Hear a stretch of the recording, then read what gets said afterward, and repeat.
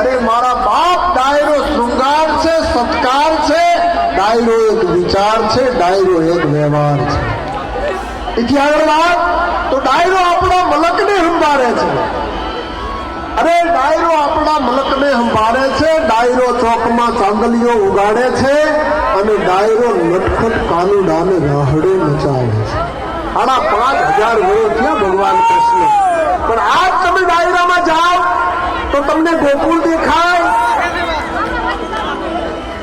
યશોદાનો ખોળો દેખાય, નંદ બાબાનું આંગણું દેખાય અને ગોકુળની અંદર રમતો રાસલીલામાં કૃષ્ણ દેખાય. કેવો કૃષ્ણ?